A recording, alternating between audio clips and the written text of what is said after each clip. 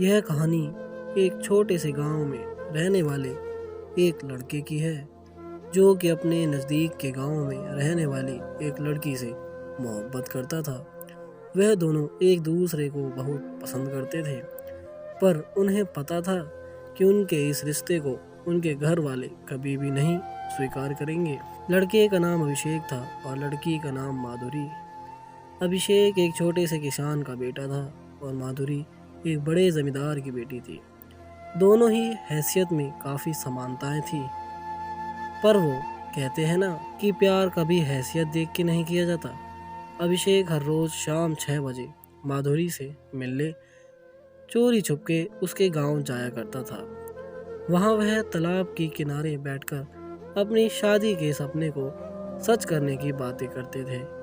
चोरी छुपे मिलना उनकी मजबूरी हुआ करती थी, क्योंकि गांव में अक्सर ऐसे रिश्तों पर हमेशा सवाल खड़े उठते हैं और गांव के लोगों की हमेशा से यही चाहते हैं कि उनके बच्चों का विवाह उनकी जात बिरादरी के अंदर ही हो, ना कि उससे बाहर। और अभिषेक और माधुरी की बिरादरी भी अलग अलग थी, इसलिए उन्हें इस बात का डर भी सता रहा था कि यूं ही रोज़ रोज़ अभिषेक का घर से एक ही समय पर निकलना और पास के गांव में जाना उसके पिता को थोड़ा अजीब सा लग रहा था कि यह रोज़ इसी समय पर रोज़ क्या करने जाता है। तो एक दिन अपने शक को दूर करने के लिए उसके पिता ने उसका पीछा करने की सोची और उसके पिता ने उसके अगले दिन ही अभिषेक का पीछा किया। जब अभिषेक दूसरे गांव पहुंचा, उसके पिता ने देखा कि वह तो तुलंग गांव के जमींदार की बेटी माधुरी से मिलने जा रहा है और उसके साथ गले लग रहा था। वह सब देख उसके पिताजी को काफ़ी शर्मिंदगी महसूस हुई और वह वहां से चले गए। जैसे ही थोड़े समय बाद जब अभिषेक घर पहुंचा, तो उसके पिता ने उससे पूछा कि आज तुम तुलंग गांव में क्या कर रहे थे। तो अभिषेक ने बोला, कुछ नहीं पिताजी, मैं बस अपने दोस्त से मिलने गया था। उसके मुंह से झूठ सुनते ही उसके पिता ने गुस्से में आकर उसको एक तमाचा लगा दिया और कहा कि दोस्त से मिलने गए थे या अयाशी करने गए थे। मैंने तुम्हें आज तुलंग गांव के जमींदार की बेटी के साथ देखा था। तुम क्या कर रहे थे? तुम उसके साथ, तुम्हें जरा भी शर्म नहीं आई कि अपने माँ बाप का नाम तुम इस कदर डुबा रहे हो? वो तो शुक्र मनाओ कि मैंने आज तुम्हें देख लिया।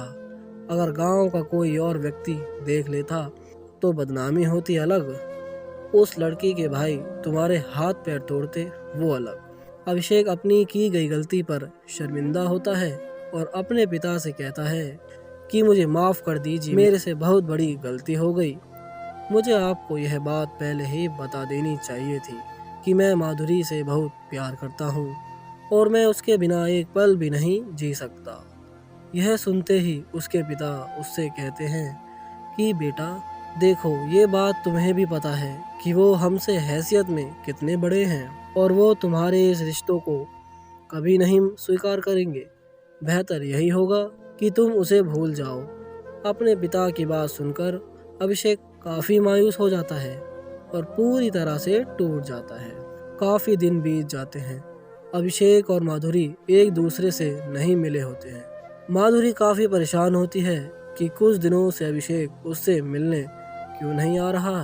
कुछ दिन और बीत जाने के बाद माधुरी को और टेंशन होने लगती है, इसलिए बात की जड़ तक पहुंचने के लिए वह अभिषेक के गांव की तरफ अभिषेक से मिलने के लिए निकल जाती है। जब वह रास्ते में चल रही होती है तो अचानक उसकी टक्कर एक लड़के से हो जाती है और वो लड़का और कोई नहीं बल्कि अभिषेक ही होता है। वह उसको देखते ही उसके गले लग जाती है और रो रो कर उसका बुरा हाल हो जाता है और वह उससे कहती है कि तुम मुझसे इतने दिनों से मिलने क्यों नहीं आ रहे थे? पता है मैं कितना परेशान हो रही थी कि कहीं तुम्हें कुछ हो तो नहीं गया, पर शुक्र है कि तुम ठीक हो। इतने में अभिषेक माधुरी को चुप कराता है और उसको अपनी सारी बात बता देता है कि उसके पिता ने उसको तुमसे मिलते देख लिया था और हमें एक दूसरे को भूल जाने को कहा है। इतने में माधुरी अभिषेक से कहती है कि तुम्हारा प्यार क्या इतना ही सच्चा है कि तुम मुसीबत आने से तुम हमारे प्यार को भूल जाओगे? अगर मुसीबत आई है तो हम दोनों डटकर सामना करेंगे। मैं आज ही अपने पापा से तुम्हारी बात करूंगी कि हम एक दूसरे को कितना चाहते हैं। इतने में अभिषेक माधुरी से कहता है कि नहीं, तुम ऐसा कुछ नहीं करोगी। मैं नहीं चाहता कि तुम अपने परिवार के सामने शर्मिंदा हो और उनका दिल दुखे, इसलिए बेहतर यही होगा कि अब हम एक दूसरे को भूल जाएं। इतना कहकर अभिषेक वहां से चला जाता है, पर वो मन ही मन बहुत रो भी रहा होता है कि उसका इतने सालों का प्यार अब खत्म हो जाएगा। माधुरी काफी उदास होकर घर पहुंचती है, पर वह अभिषेक की बात को ना मानते हुए अपने पिता से अपने रिश्ते का खुलासा कर देती है। वह बताती है कि वो अभिषेक से कितना प्यार करती है। यह सुनकर माधुरी के पिता उस पर काफी गुस्सा होते हैं, इस बात पर नहीं कि उसने प्यार किया, बल्कि इस बात पर कि उसने एक किसान के बेटे से प्यार किया।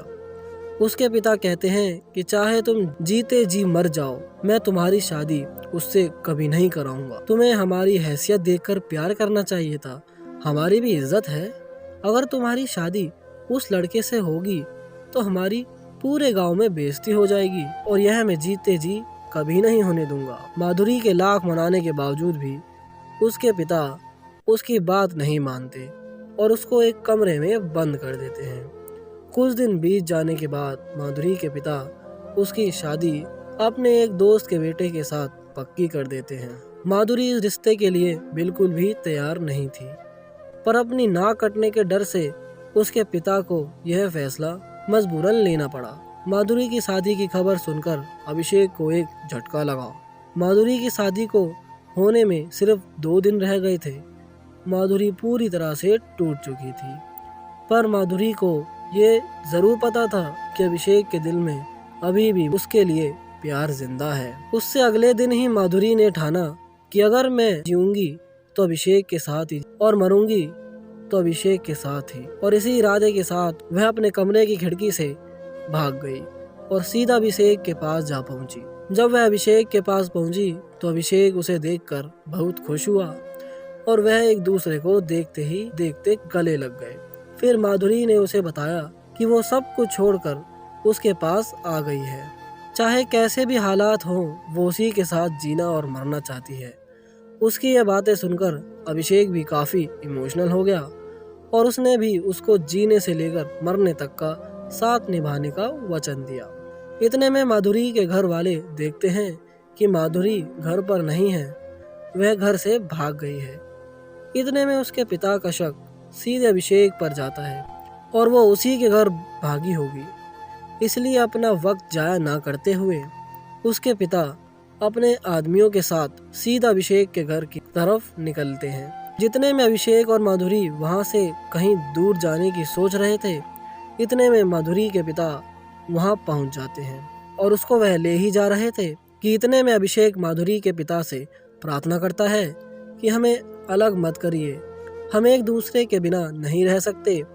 पर माधुरी के पिता उसकी एक बात भी नहीं सुनते और उसकी गोली मारकर हत्या कर देते हैं। यह सोचकर कि अब ये लड़का ही नहीं रहेगा तो माधुरी भी अब कहीं नहीं जाएगी और उनकी गांव में बेइज्जती होने से भी बच जाएगी। अभिषेक अब मर चुका था और अगले दिन माधुरी की शादी होनी थी, पर माधुरी इस शादी के लिए बिल्कुल भी तैयार नहीं थी, बल्कि यह तो अब अभिषेक के गम में ही डूब चुकी थी और उसने यह वचन लिया था कि अगर जिएगी तो अभिषेक के लिए ही और मरेगी तो अभिषेक के लिए ही। अब शादी होने में सिर्फ कुछ ही समय रह गए थे, पर माधुरी अभी तक तैयार नहीं हुई। यही गम में सोचते सोचते अचानक उसकी नज़र चूहे मारने वाली दवाई पर पड़ती है और बिना सोचे वह दवाई को उठा लेती है और उसे खा लेती है।